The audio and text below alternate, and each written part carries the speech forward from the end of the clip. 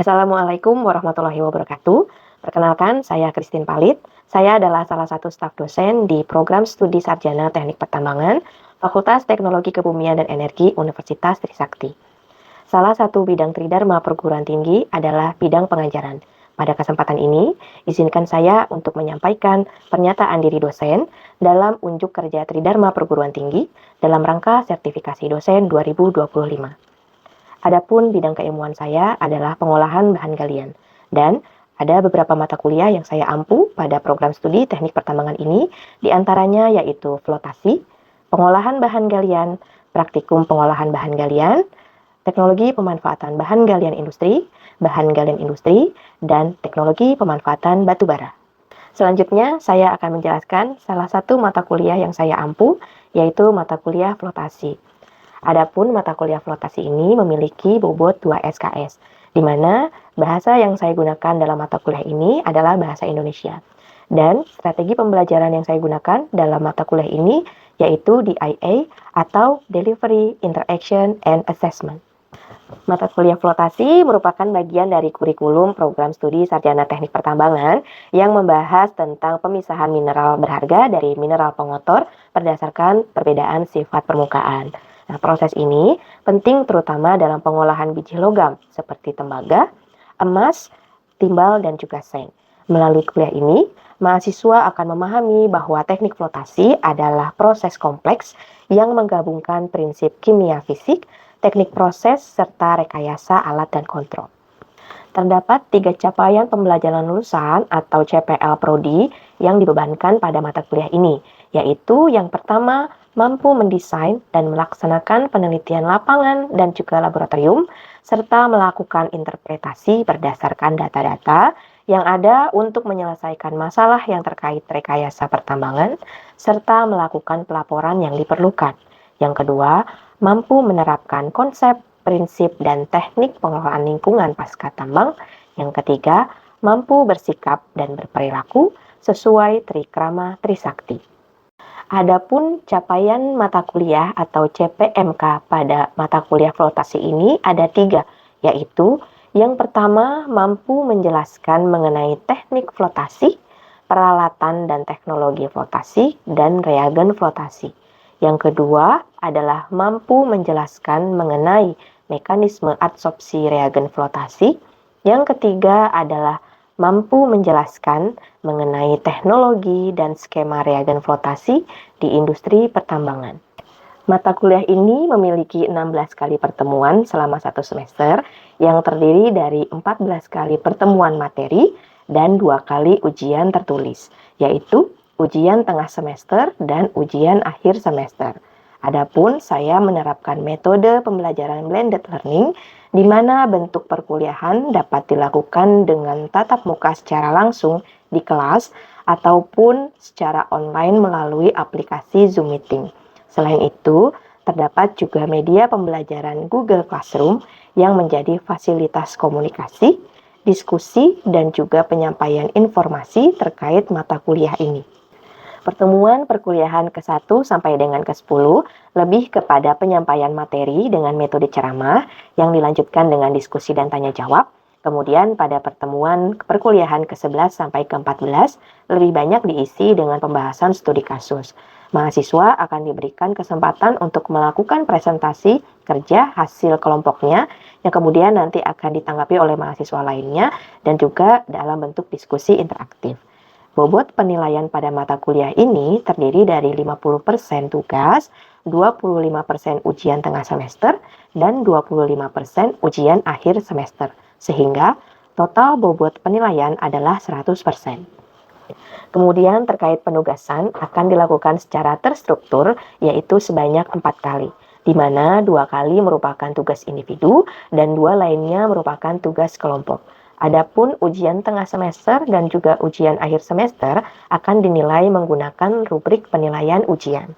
Demikian informasi yang dapat saya sampaikan terkait mata kuliah flotasi di program studi sarjana teknik pertambangan, Fakultas Teknologi Kebumian dan Energi Universitas Trisakti, dan berikut ini akan saya tampilkan cuplikan pengajaran mata kuliah flotasi. Baik, Assalamualaikum warahmatullahi wabarakatuh. Waalaikumsalam warahmatullahi wabarakatuh. Selamat pagi anak-anak, salam sejahtera untuk kita semua. Jadi kita hari ini akan melanjutkan pertemuan kita ya, yaitu pertemuan yang kedua. Setelah pertemuan kemarin yang pertama, Ibu sudah menyampaikan rancangan pembelajaran semester yang akan teman-teman tempuh selama 1 semester ini gitu ya. Nah, ini kita akan masuk ke materi yang pertama terkait dengan flotasi gitu ya. Nah, ini mengenai flotasi, jadi kita belajar tentang prinsip dasar terlebih dahulu. Jadi untuk mengarah ke arah flotasi, ini Ibu ingin mereview kembali gitu ya. Ini sudah diajarkan dalam mata kuliah kita yang sebelumnya, yaitu pengolahan bahan galian. Tapi ini Ibu ingin mereview ulang kembali bahwa dalam tahapan utama pengolahan bahan galian itu ada beberapa ya teman-teman ya. Nah, kemudian flotasi ini menjadi salah satu tahapan yang ada di pengolahan bahan galian gitu ya. Nah, yang pertama tentunya kalau kalian ingin melakukan pengolahan bahan galian ya, PBG itu kan adalah operasi di mana bahan galian diolah sedemikian rupa dengan mempergunakan perbedaan sifat fisika sehingga menghasilkan produkta yang dapat dijual dan produkta yang tidak berharga gitu ya. Jadi kita di PBG ini memanfaatkan perbedaan sifat fisik begitu ya. Nah, kemudian flotasi ini ada di dalam salah satu tahapan yang ada di dalam PBG.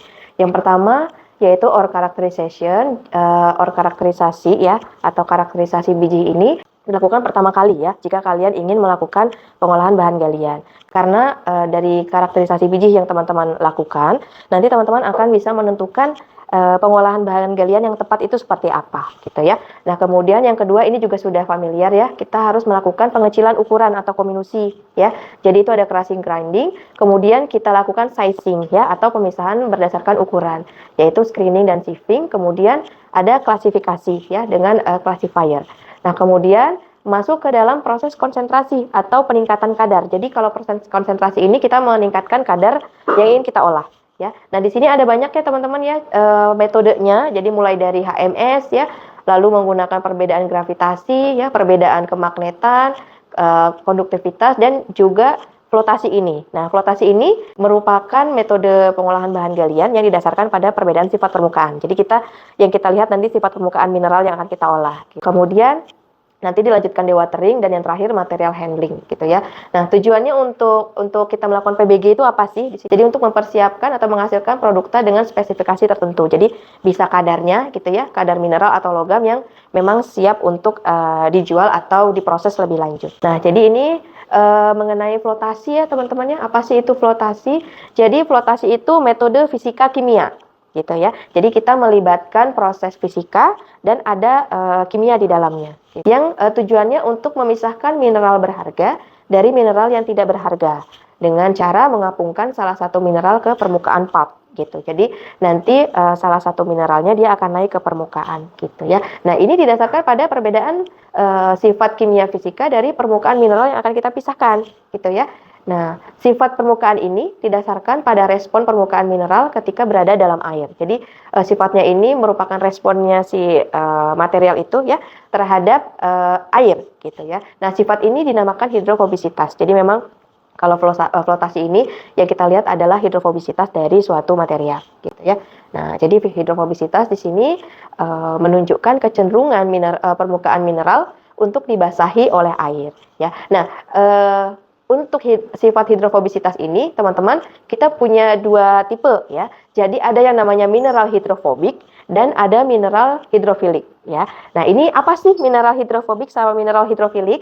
Jadi kalau hidrofobik ini dia mineral yang tidak dibasahi ya. Jadi dia tidak bisa dibasahi oleh air gitu ya. Atau suka terhadap udara begitu. Nah, kemudian kalau yang mineral hidrofilik ini mineral yang suka sama air, jadi dia bisa dibasahi sama air gitu ya. Nah, dua sifat ini nanti yang kita perlu perhatikan dalam pengolahan dengan menggunakan flotasi gitu ya.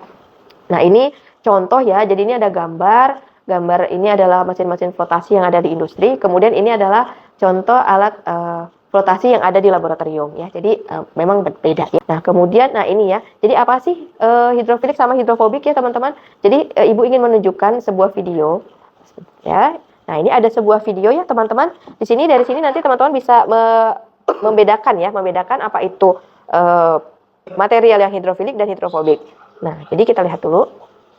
Ini ya, untuk video yang pertama.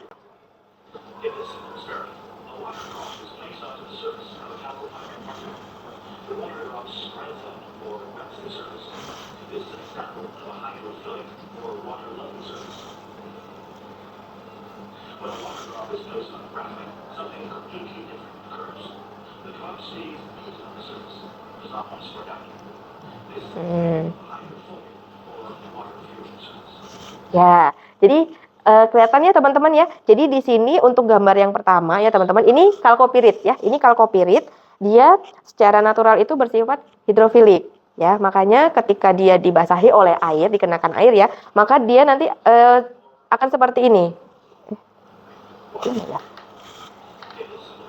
Nah, jadi kayak ya tidak mengambang gitu ya teman-teman ya, nggak ada kelihatan perlapisan gitu. Nah, tapi kalau yang kedua itu adalah grafit. Grafit itu hidrofobik teman-teman. Jadi ketika dia diteteskan air, maka teman-teman bisa lihat perbedaannya ya.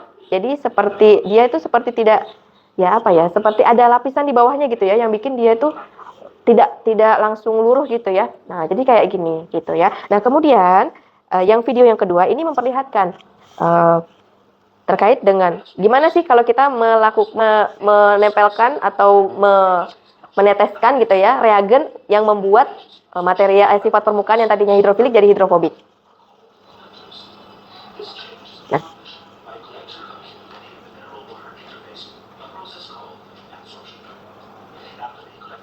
Nah.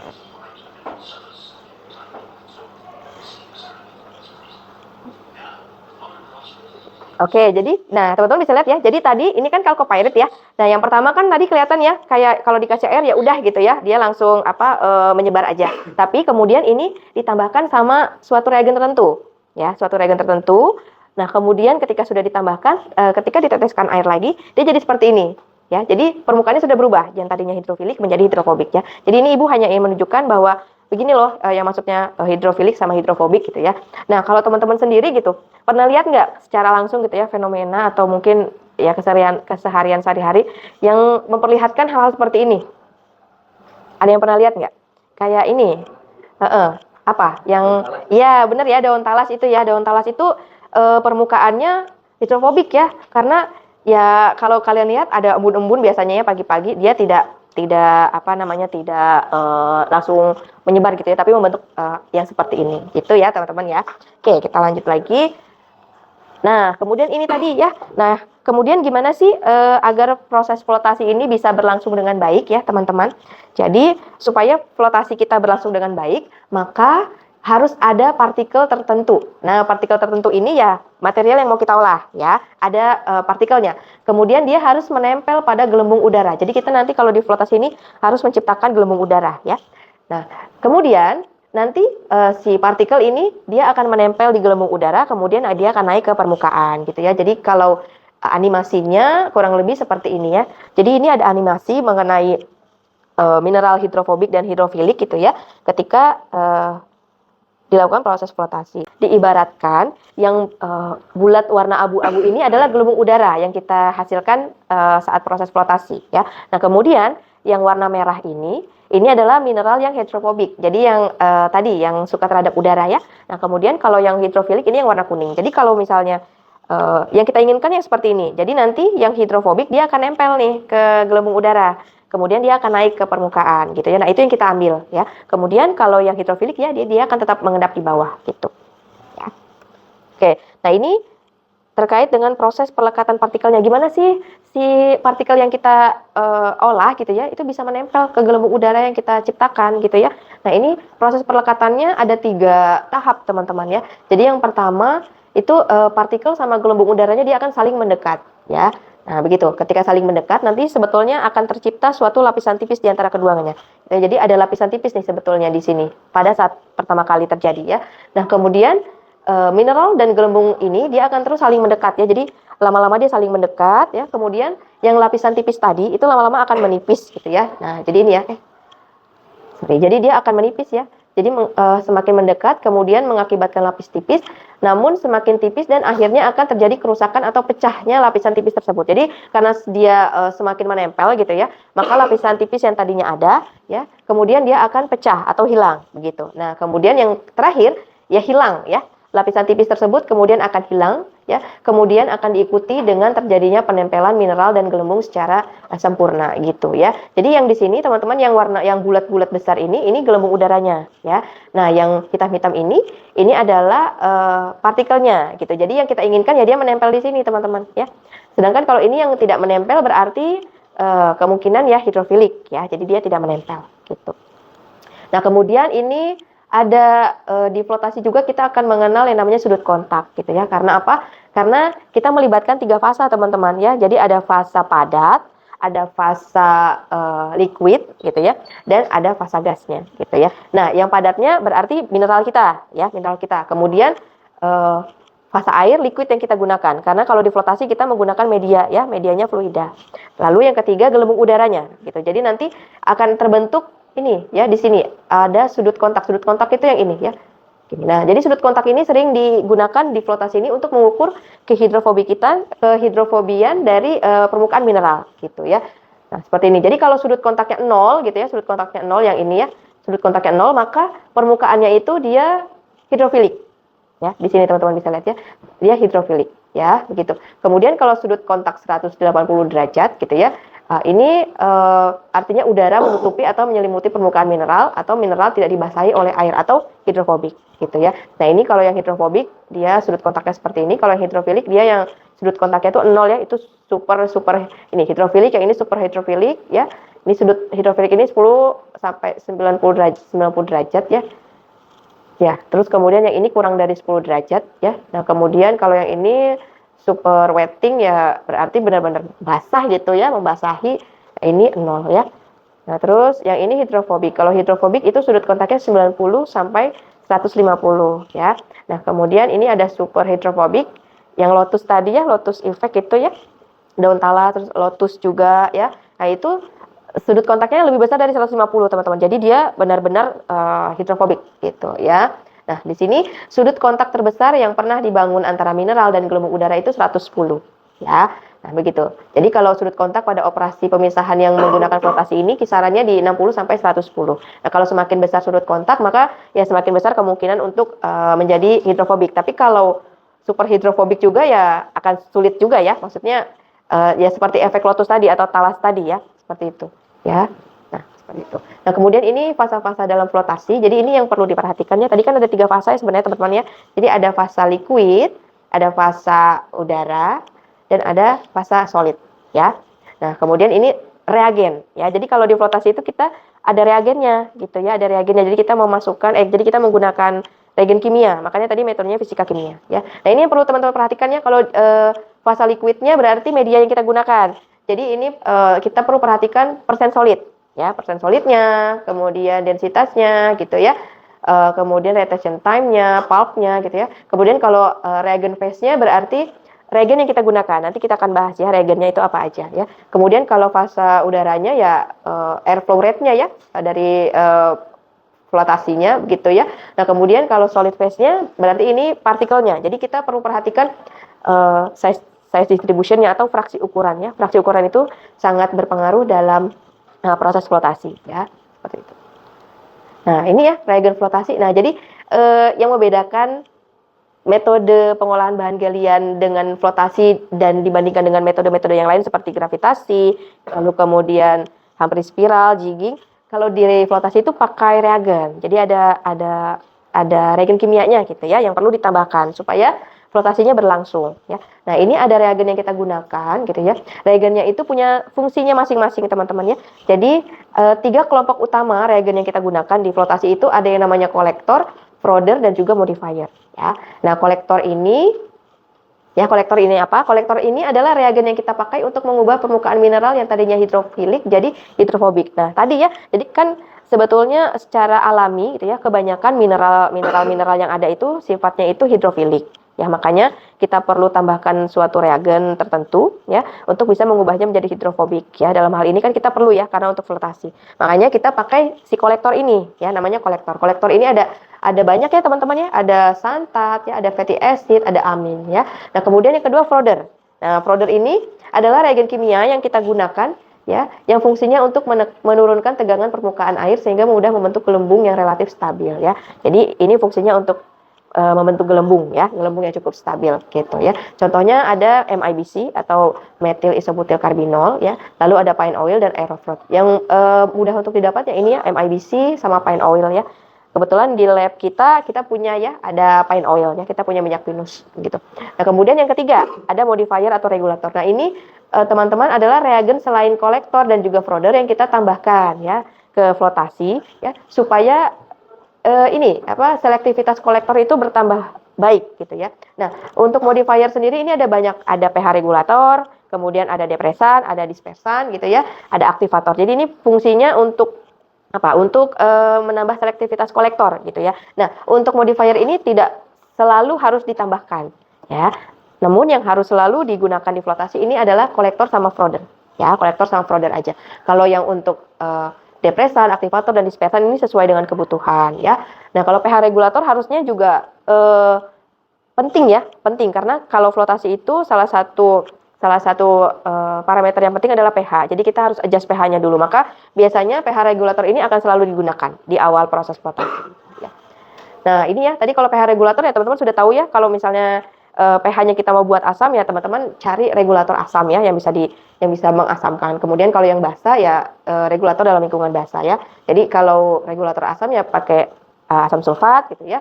Lalu kemudian kalau yang basa teman-teman bisa pakai lime atau Na2CO3 gitu ya untuk membuat ini. Nah, kemudian depresan. Nah, kalau depresan ini fungsinya itu secara sederhana itu mendepres ya atau menekan mineral yang kita tidak inginkan. Jadi kan tadi ada mineral berharga sama tidak berharga ya. Makanya yang tidak berharga kita tekan supaya dia nggak ikut naik gitu ya. Nah, itu namanya depresan ya.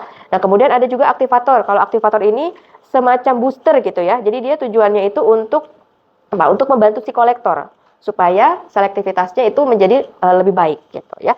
Nah, kemudian yang terakhir ada dispersan ya. Ini dispersan. Nah, kalau dispersan ini tujuannya untuk melepaskan penempelan partikel halus ya yang menempel. Jadi slime coating yang menempel di permukaan mineral yang akan diapungkan. Jadi kalau misalnya ada mineral-mineral yang tidak diinginkan atau slime coating kan itu akan mempengaruhi recovery ya. Jadi nanti recovery-nya akan turun. Padahal kan kita juga mau recovery yang bagus ya untuk proses pengolahan kita.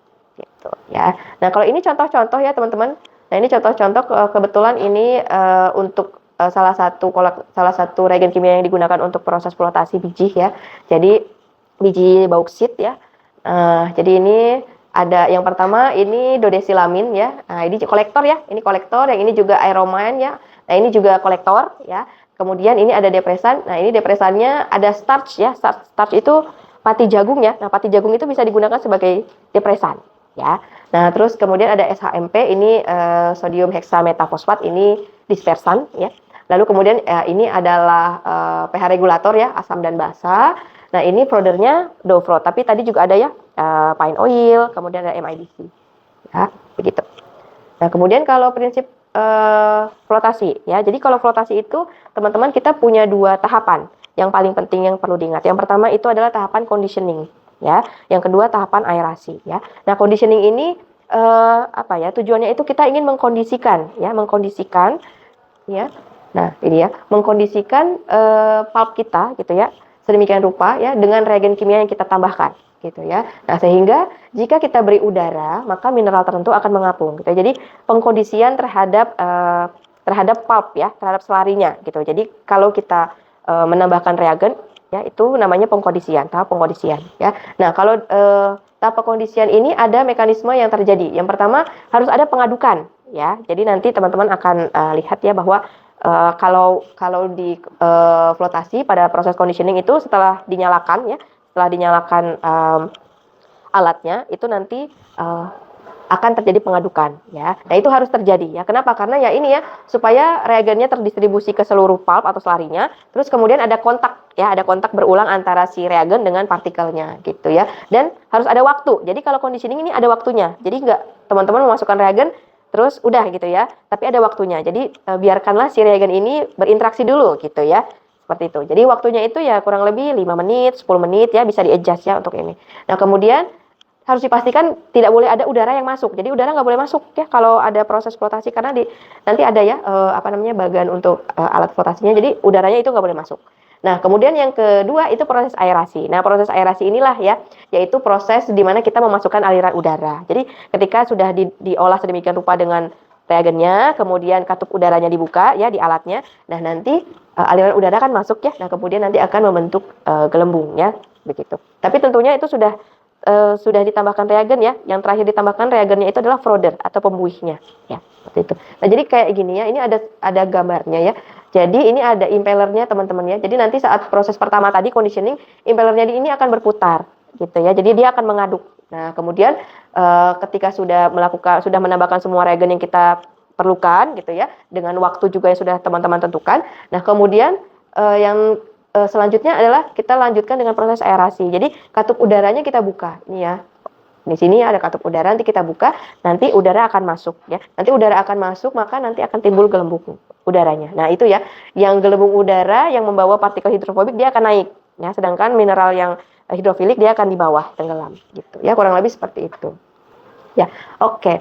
Mungkin kalau dari flotasi ya untuk yang pertama ini prinsipnya seperti itu ya. Kira-kira apakah ada yang ingin ditanyakan dari teman-teman? Ada yang ingin ditanyakan? Sudah cukup? Oke ya. Oh ya, ya, silakan.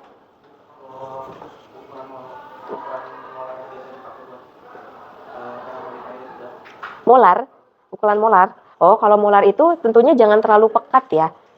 Tapi kan disesuaikan dengan kebutuhan. Kalau di sini Ibu pernah pakai ya. Nah, ini Ibu pakai 0,5 molar.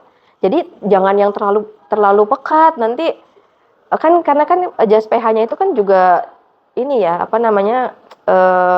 ya pH-nya kan rentangnya paling kalau di flotasi biji sulfida itu biasanya basah ya. Jadi di atas 7. Nah, kalau misalnya pakai terlalu asam juga nanti naiknya terlalu jauh ya. Kalau kalau molaritasnya terlalu besar. Jadi tidak perlu yang terlalu pekat gitu. Ya, kalau di sini bisa pakai 0,5 saja itu sudah bisa ya, seperti itu. Begitu ya. Ada lagi?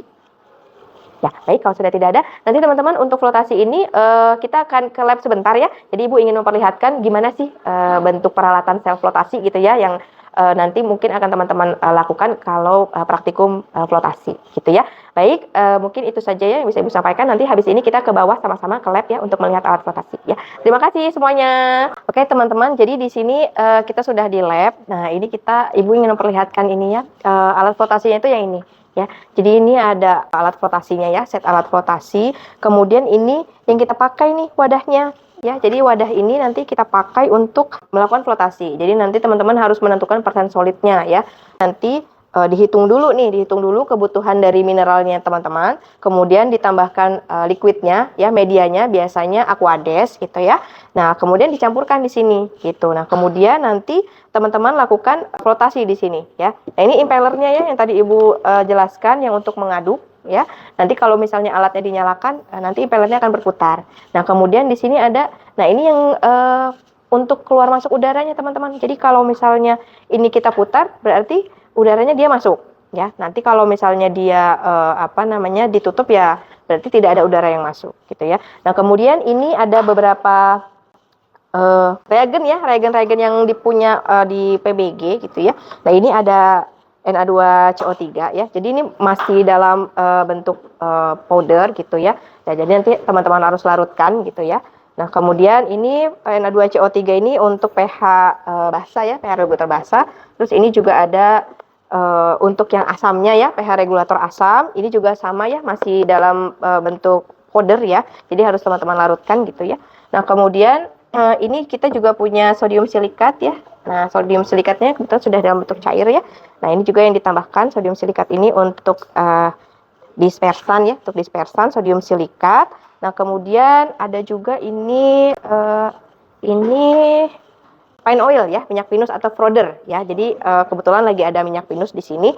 Terus ini juga ada ini teman-teman ya. Ini juga ada silen ya. Nah, ini juga bisa digunakan sebagai kolektor ya, begitu. Jadi gitu ya, jadi seperti ini ya untuk alatnya ya. Yang perlu diperhatikan berarti persen solidnya nanti teman-teman ketika memulai proses flotasi gitu ya. Terus kemudian harus dijaga ini ya, katup udara jangan sampai sudah terbuka ya. Nanti dibuka kalau saat sudah dimasukkan folder gitu ya. Nah, seperti itu ya teman-teman. Jadi begitu ya mungkin ini yang bisa Ibu sampaikan ya untuk perkuliahan flotasi di materi kedua ini atau pertemuan kedua ini. Kurang lebihnya Ibu mohon maaf ya. Ibu akhiri. Wassalamualaikum warahmatullahi wabarakatuh dan selamat pagi. Terima kasih semuanya.